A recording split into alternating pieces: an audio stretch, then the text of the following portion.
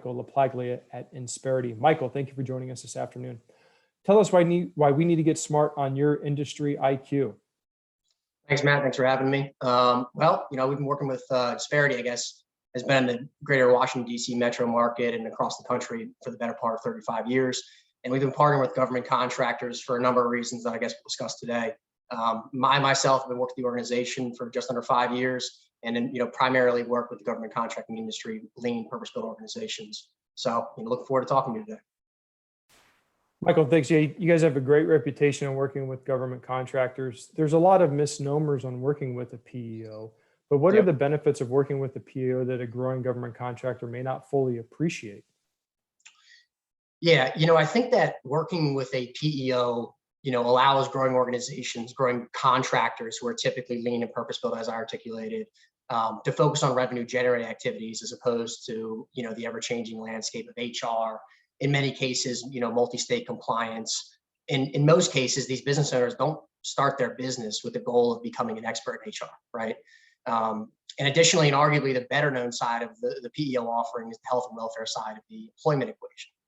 In today's marketplace, having a strong, health and welfare package is a prerequisite really for being an employer.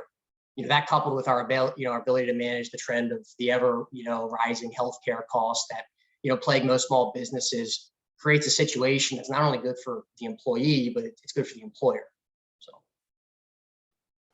So, we run into a lot at Republic is a company is started by an engineer that was at the government or Lockheed Martin or Booz Allen or one of these bigger firms, and then they start their own firm. And there's a lot of balls to juggle on. We always think that, you should be the first phone call they make. Why should that be the first phone call that they make?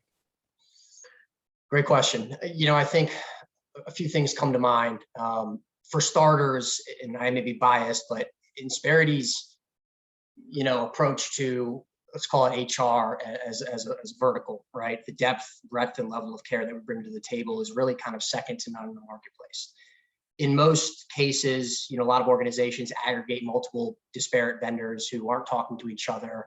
And that creates an environment where business owners, they have to spend so much time working in the business as opposed to on the business, whether that's, acting as a conduit for each vendor, whether it's, payroll provider and the broker and kind of the combination of those things. They spend a lot of time that could be otherwise billable or revenue generating for that matter, right? The second element in thinking about this in our ability, to work with small businesses is the ability to leverage our buying power through the aggregation of our client companies when it comes to medical benefits, right? This gives us, the ability to deploy a unique approach to medical cost containment that is not only going to save money up front, but over the long term when it comes to projecting cost. The spread on a contract, as you well know early on, is pretty tight. A lot of people bootstrap in a way that, try to make their organization, as profitable as it can be. And so, making sure that your dollar is going the farthest it can is very important. And again, arguably healthcare is ultimately the most volatile cost on your P&L. So that's a very important vertical to deal with. And lastly, to tie it all together, to present a unified approach to the employees, our vertically integrated, cloud-based HRIS is designed and built to scale with organizations. So while they may come on at 3, 4, 5 employees, most government contractors are looking at some of these opportunities that may thrust them above the 50 point. And, we have contractors larger than 500 employees, and, aligning with an organization that can scale is of vital importance. You couple that with, things like E-Verify, resume sourcing, pre and post award services that come turnkey with this relationship. I think changes are inevitably disruptive. And aligning with a partner that can help you mitigate that disruption in an effort to, again, focus on that revenue generation is incredibly important. And so that you're not dealing with these changes that are, happening year over year. And ultimately kind of setting your business up for success long-term starts with aligning with the right partnerships. And we feel very strongly about our, our ability to do so.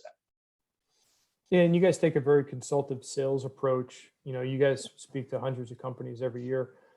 Of all this, when you're speaking to the small and emerging contractors, what's the one piece of advice that you could give all the companies out there, from your just interacting with companies in this past calendar year? What would that be? Yeah, absolutely. I think one of the biggest success factors that I've seen is an organization's ability to align with like subject matter experts, and that's not necessarily Insperity. That's organizations like yourself. That's, maybe that's an outsourced accountant for DCA compliance. That's a mentor. There's mentorship programs out there. Seeking out subject matter experts in a particular vertical is of the utmost importance in my opinion, because what that's going to create is an environment where they're spending less time dealing with these issues and learning them for themselves. And they're able to get in front of that. And again, more time focused on winning business. Because at the end of the day, early on, it's all about, getting those proposals out the door and getting as much business incoming as you can. And that especially goes for those owners who are billable.